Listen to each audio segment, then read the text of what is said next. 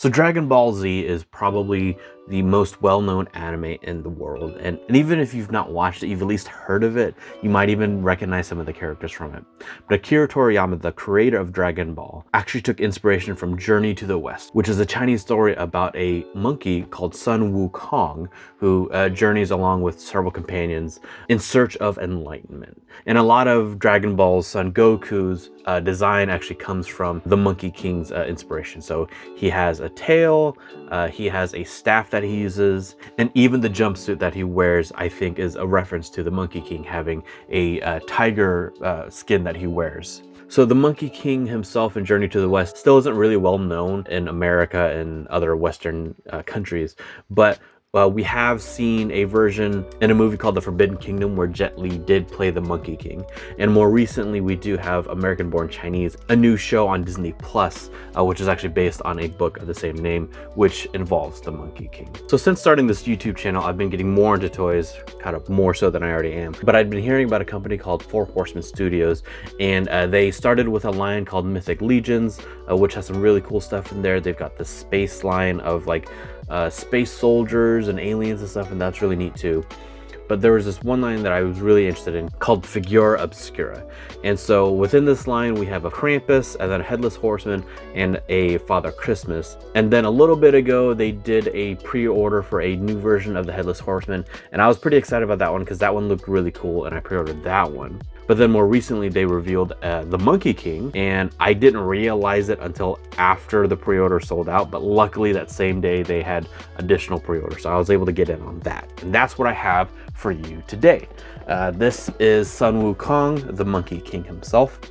And I want to take a look at it because I really like looking at what smaller companies are able to do. I did the Red Sonja figure from Executive Replicas and Loose Collector, and I'm also really interested in checking out Valaverse. Those are some really interesting things too, and obviously I wanted to check this one out. So the figures are a little bit more expensive than the kind of typical Hasbro stuff that you'll find, but I think that's generally for a good reason. I think you're getting a lot higher quality than what you're seeing over there. So let's take a look at what we got. And here we are. Here's the box.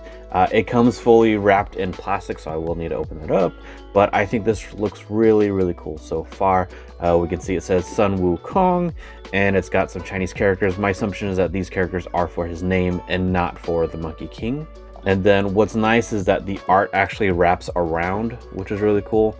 And it goes the whole way around, even though the back is kind of obscured by the text on the back. And the back is really just giving you a kind of super brief description of the story of Journey to the West, just because it's a very, very long story. And the one thing I do want to point out is that in this description, it does talk about the fact that he does have a few companions, the Pigman monster and the Sand Ogre, as well as the White Dragon Horse. So I'm very, very hopeful that that means that those will be future releases, because for me, at least, I have enough familiarity with the Monkey King that I would love to see him and the companions together. And in fact, those companions are shown right here. You can see the Pigman character that they mentioned on the back, and I suspect that this is the Sand Ogre as well. On top is actually the Four Horsemen logo, I believe. So that's a really neat place to put that. And here's the bottom. Unfortunately, there are small parts in there, so you can't snack because you might choke on it. And here it is out of the plastic. I really do like the gold that's surrounding him, and that's really reflective and really nice. And we're gonna open it up. And that's so cool that this opens up to its own display. I don't know if that's typical of other figures from this line, but this is really, really cool. I really like that a lot. And now let's see how this looks all displayed out like that. That's super neat. We've got a bunch of different demons from the story. Those are cool. And here is Sun Wukong himself. And we'll take a look at this box. So we have our White Dragon Horse. This is actually a dragon that gets turned into a horse for the journey. And then we have the goddess here, who is a very main character and kind of puts them on their journey and also helps them out along the way. We have a dragon on the back. I'm not totally sure who that might be, but there are a couple different dragons in the story, so that might be one of those other dragons. And then again, our two other companions to the story. And now we're gonna open this guy up. So at the bottom of the box, we had a couple things. We have a nice note about how to attach the feathers into the head. And of course, hairdryer or hot water are your friends. There's also a note about the joints and about basically you should just use, again, hot water or hot air to loosen it up. And then a little bag of silica. The inside insert can act as another kind of little display piece. And I don't think that it technically connects to this, but it's the same kind of art style. And here he is. We can see all kinds of accessories in the second layer as well. Plenty of different hands. We've got a tail back there. I really appreciate that nothing is like taped down. I like that it's all just fit to the plastic. I've seen a lot of toys that just kind of tape things down now, and that's kind of a bummer. I also like that we just have like what looks like to be the one wire that's holding it in, as opposed to the McFarlane where you get 1,000 tabs. They have to cut all of them and then they get everywhere. Then it's just a hot mess. So here he is, just right out of the packaging. And I think this is just so cool. I really like all the detail, and there's so much of it to be seen that it's just kind of everywhere you look, there's just more and more detail. And I think that's awesome. So we'll just start with the armor. Looks like this chainmail kind of looking stuff on the side. This appears to be, I think, like a Chinese, like mythical lion. I forget the actual name of it. But we have that on both sides, and then we have it kind of on the belt too. That looks really cool there. Even on the chest, we have some nice looking stuff there too. That's really cool. We have some beads that he's wearing. I'm not sure if that symbolizes anything especially important, but those are just cool. Gauntlets are looking great. The rest of the armor kind of follows with the chainmail look.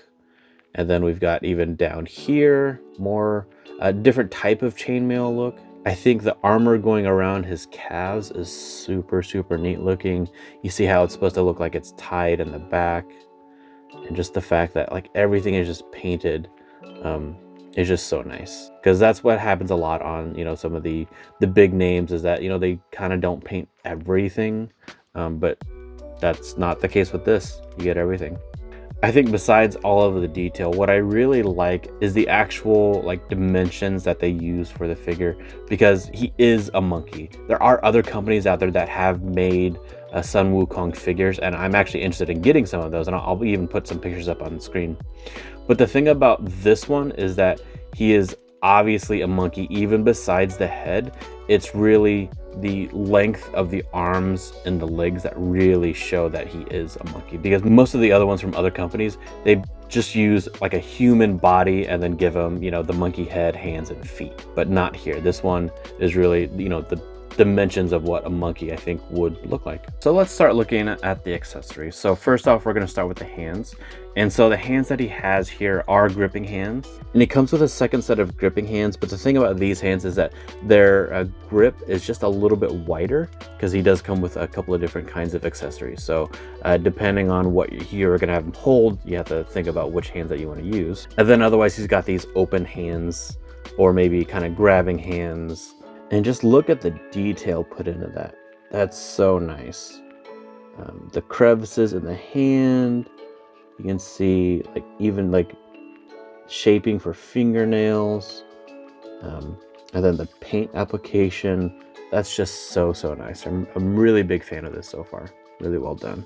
We had this really interesting peach accessory. I believe this is probably one of the fruits that he stole and ate to gain immortality or a longer life, or one of those types of things. There are several stories like that. Although I don't think he can quite grip this very well with the included hands, but still a fun accessory to have. Then we've got a couple of alternate heads, and these look super cool. So let's look at this one first. And really, it kind of looks exactly like the default one, but just with paint on it. I'm not sure if paint on the face is something that happens in the story. I did read a version of the story, but paint being on the face wasn't a thing in it. So I can't say if there's any accuracy to that or not. And then we've got another head, also with paint on it, but more, you know, screaming, battle mode type of face. What's also neat about the heads is that they're actually numbered. So we have a 1 and a 2 over here. And just so you can see what it looks like when you remove the face, it's really just as simple as pulling it off, swapping it with a different one. And there you have it, a super easy swap and really, really effectively done. You can barely tell that this is even a different face and not just a whole different head. And I also want to note that the crown on top is really nice. I like that a lot. This is not actually a crown as much as it's a device you use to keep him in line. Another character would use a chant that would squeeze his head and cause really unbearable pain. But I want to switch the heads back because I actually don't like the paint as much as I like the plain head. In the second layer, we have a different pair of feet that have shoes on them. So he can wear these instead of having his regular monkey feet out. And these are really cool. They look really nice. It has a leathery looking texture to it, which is really cool.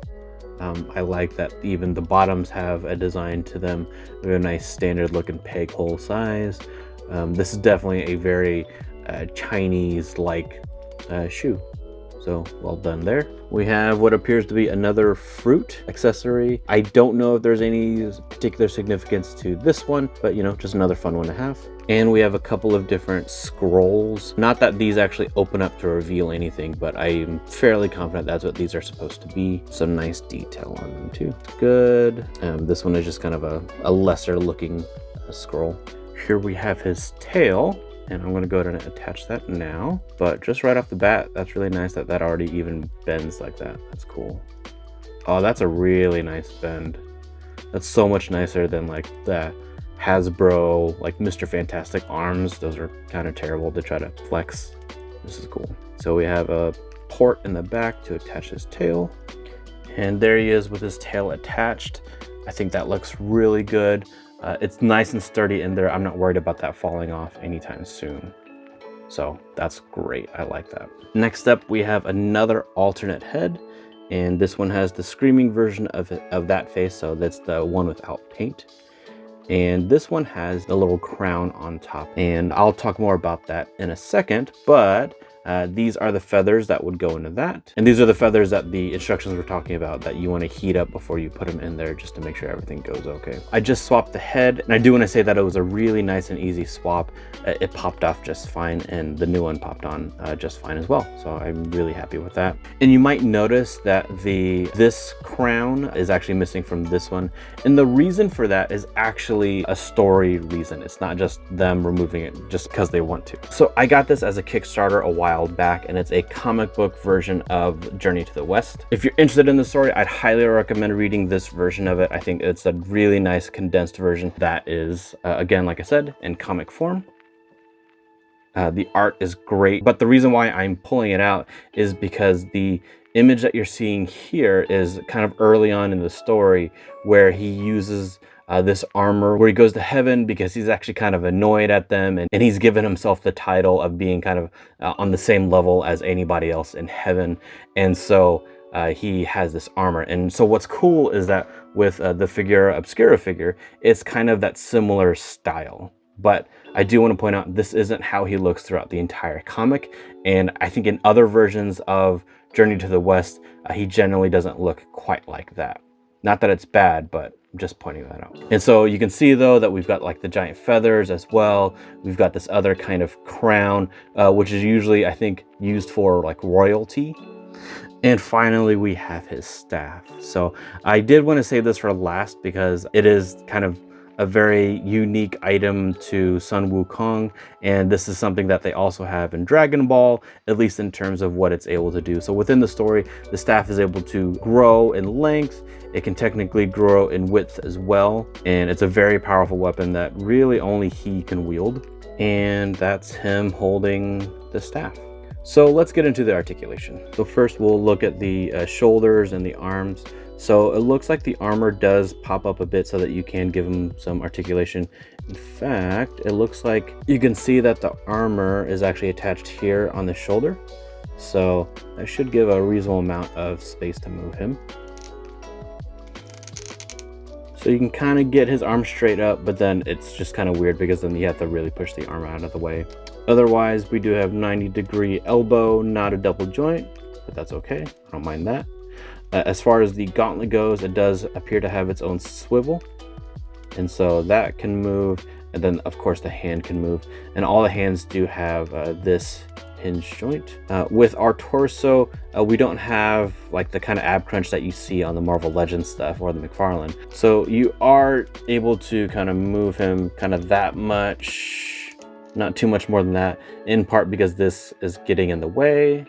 And then going back, we can't really go back too much or he just pops off. As far as our legs go, this looks like a fairly straightforward setup. So we can come out like that. We can come up, and it looks like the armor doesn't get in the way too much of coming up. So that's nice. And with our knee, we are getting a 90-degree, not a double joint, but that's okay. I think with a double joint, that would make this a lot more complicated in a way that I don't think would help the figure very much.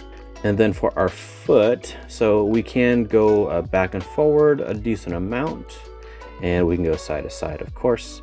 And then we have a bit of ankle tilt. There we go. We've got ankle tilt there. And of course, our head moves all around. Oop, face came off. That's okay. So we can look up a pretty nice amount.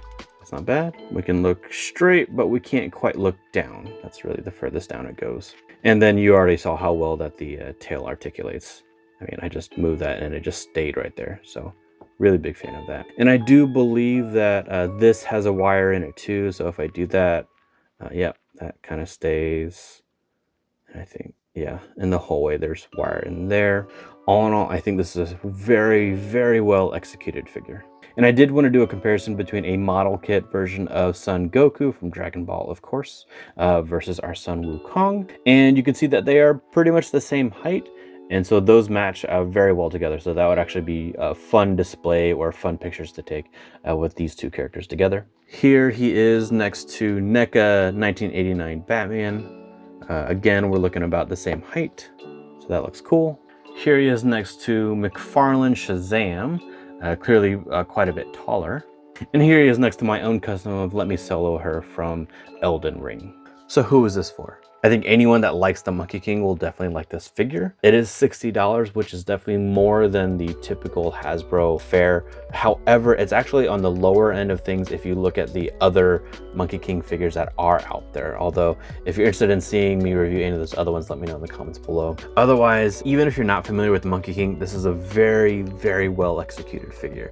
Between the details and the colors, and just everything on it, I'm very happy with this. This is easily worth the $60 to me. With that said, I believe these are sold out now, and I think that is typical of the Figure Obscura line, and I think also kind of typical of the other lines that they also have, I think because they are smaller companies, so they don't really keep an inventory the way that like Hasbro might. With that said, they have released their Figure Obscura figure a second time, but with like different colors. So if this one does do that, I will definitely get that one as well, because I really like the Monkey King character. I do hope it's more than it's just a recolor. I would actually like to see a version without the armor, and maybe see like the tiger skin that he is actually known to wear around his chest. I think that'd be a really cool version to see, because the armor, at least around the arms, does actually impact it a bit when you're trying to do some posing. Just getting him in this pose took me some time, so seeing a different version I think would be really cool. And I think even besides the really well executed figure, the fact that the packaging also doubles as like a diorama backdrop is really, really cool. I like that a lot. And again, I would love to see them create more characters from the Journey to the West story. I think that would just be amazing, and I would absolutely buy them. However, if they want to send me some samples, I'd be happy to get those too. But even if not, I will absolutely buy those if they make them. Definitely let me know in the comments below what your thoughts are on this guy, if you think you might get him or not. And you should definitely check out my Red Sonja video over here.